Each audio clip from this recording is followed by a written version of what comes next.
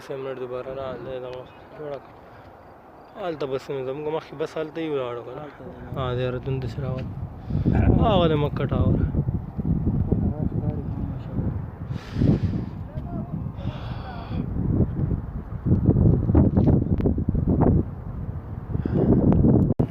دا صفائی د ښکاري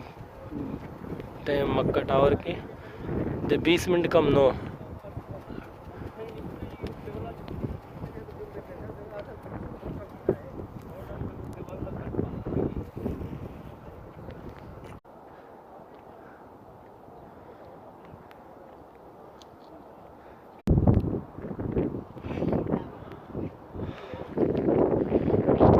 لا اوس هم پاتې دی که نه